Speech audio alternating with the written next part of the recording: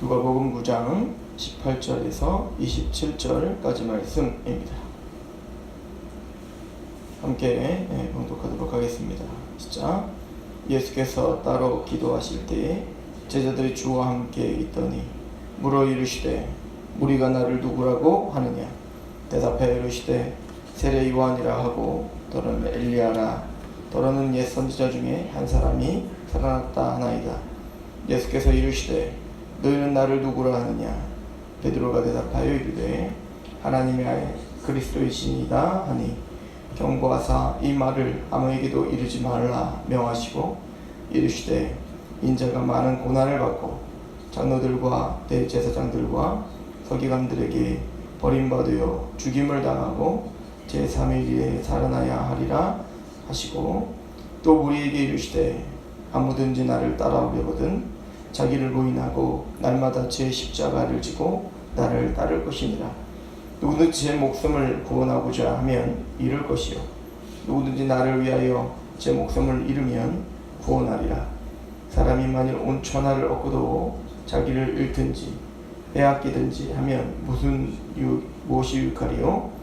누구든지 나와 내 말을 부끄러워하면 인자도 자기와 아버지와 거룩한 천사들의 영광으로 올 때에 그 사람을 부끄러워하리라. 내가 참으로 너희에게 이르노니 여기 서 있는 사람 중에 죽기 전에 하나님의 나라를 볼 자들도 있느니라. 아멘.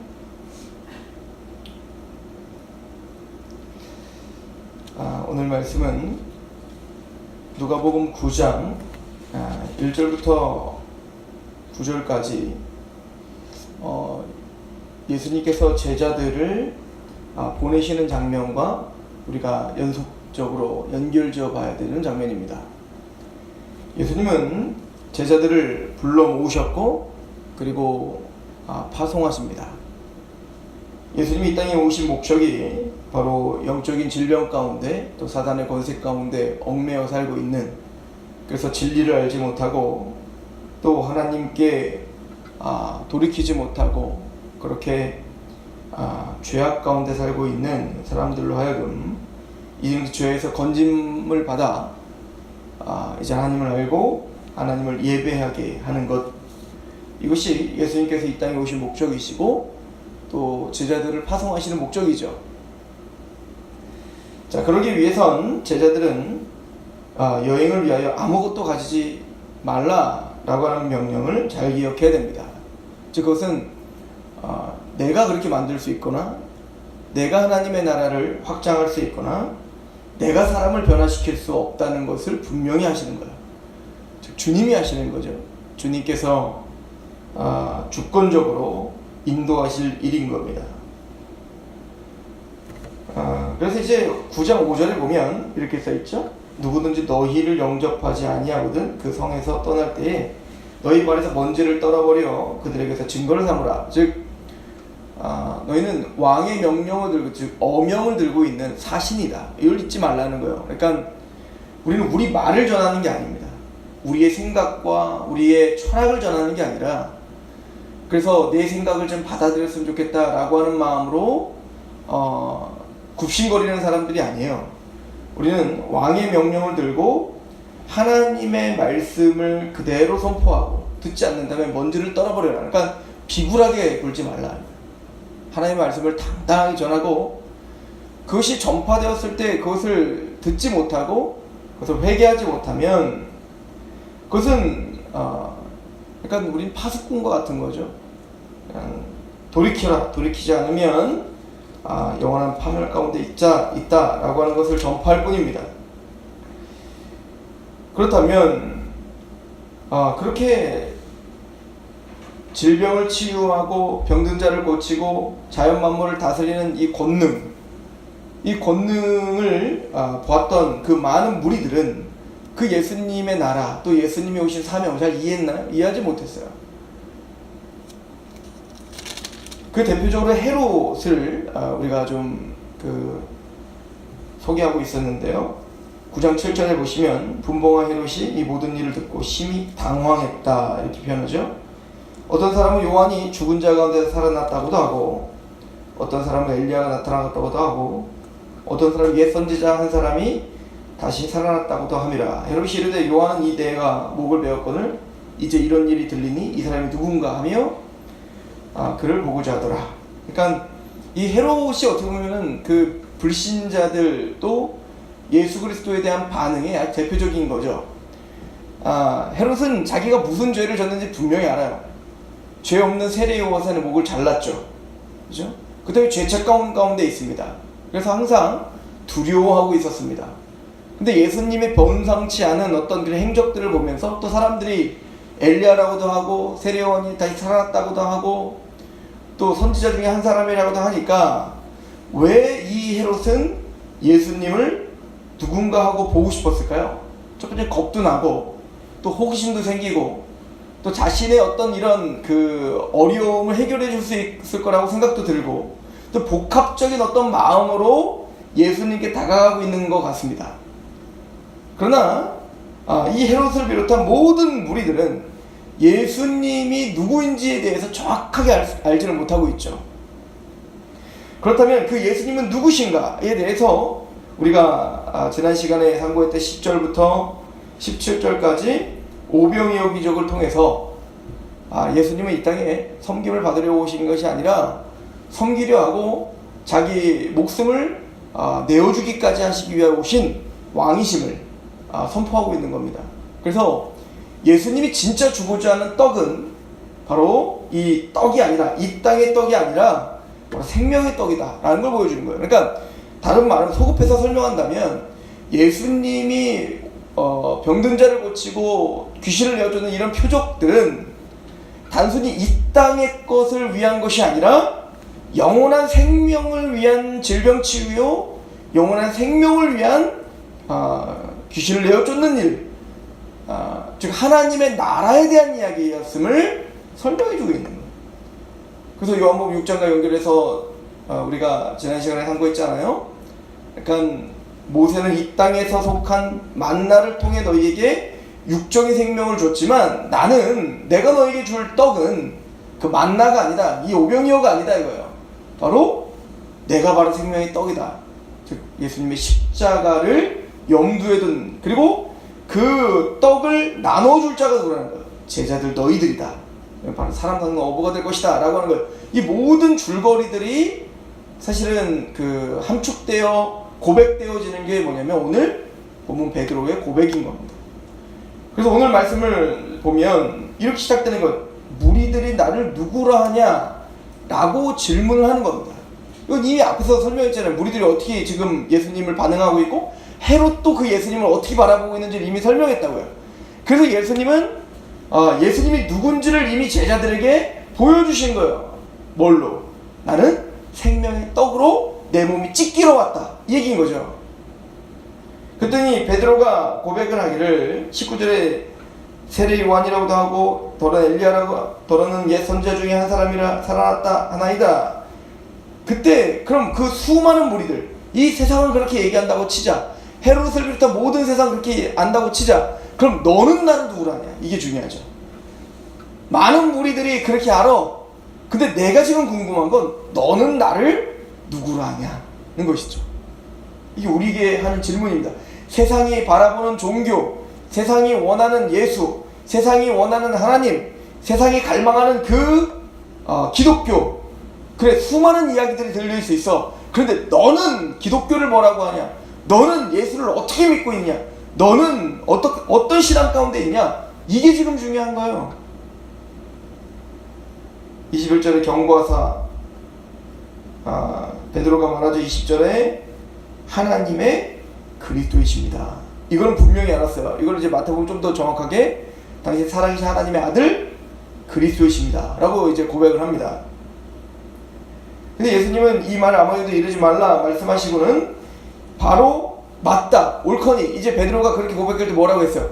바요나 시므나 네가 복되다. 이것은 혈육이 알게 하는 게 아니다. 육이 알 수, 이거는 너희가 어떤 철학과 생각과 행위로 알 수 있는 게 아니다. 이것은 하나님께서 알려주신 거구나 라고 이제 마태복음은 이야기하죠. 그리고는 예수님이 22절에 이르시되 인자가 많은 고난을 받고 장로들과 대제사장들과 서기관들에게 버림을 받아 죽임을 당하고 제3일에 살아나야 하리라 하셨다. 그러니까 오병이어 기적을 통하여 알려주셨던 그 영적 의미를 이제는 제대로 이야기하시는 거죠. 나는 죽어야 된다. 나는 섬김을 받으러 온 게 아니라 섬기러 왔다. 내 목숨이 장로들과 대제사장들에 의하여 버림을 당하여 내가 찢김을 당해서 내가 죽임을 당하고 제3일에 부활해야 너희에게 진짜 그런 영적인 질병, 또 사단의 권세, 또 죄 가운데 너희를 구원할 수 있는, 맞다, 내가 구약 전체에서 예언된 바로 그 하나님의 메시아다, 내가 바로 하나님의 그리스도다 라고 이야기하는 거예요. 십자가를 설명하는 겁니다. 그리고 말을 하기를 24절에 누구든지 제 목숨을 구원하고자 하면 잃을 것이고 누구든지 나를 위하여 제 목숨을 잃으면 구원하리라. 사람이 아니면 온 천하를 얻고도 자기를 잃든지 빼앗기든지 하면 무엇이 유익하겠는가? 이거 누가는 지금 누구와 연결지어서 설명하는 거예요? 헤롯입니다. 온 천하를 얻은 왕이죠. 그러나 그의 영혼은 다 잃어버린 겁니다. 누가는 이거를 굉장히 강조하고 있다고 했죠. 부자와 나사로의 비유를 통해 또 산상수훈도 굉장히 간결하게 정리했지 않습니까? 진짜 복은 뭐라고요? 가난한 자고 애통하는 자고 줄인 자들이라고 말했죠. 세상에 핍박을 당하는 자들이라고 말했습니다.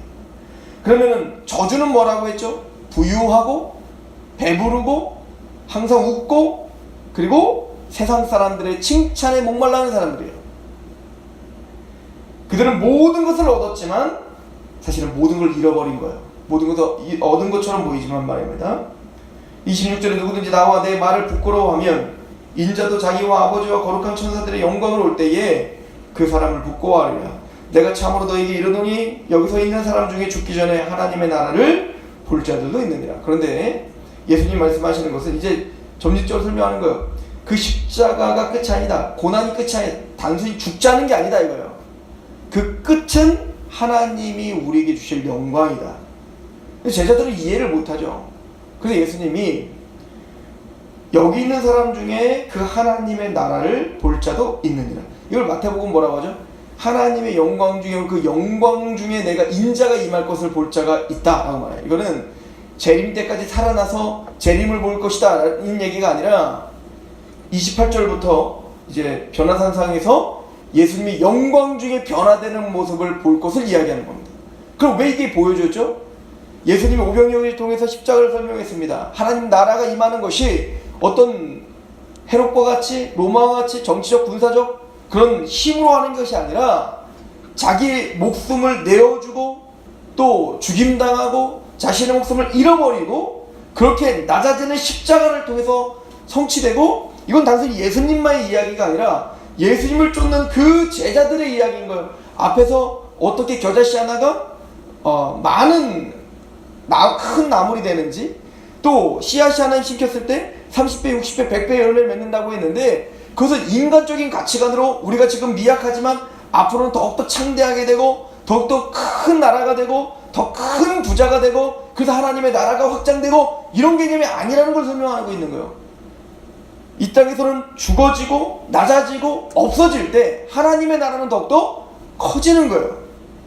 그러나 그것은 우리를 죽이려고 하는 것이 아니요, 그 끝에는 영광스러움이 있다는 것을 제자들에게 보여줘야 되고, 그래서 앞에 죽임 당한 후에 3일 만에 부활해야 하리라.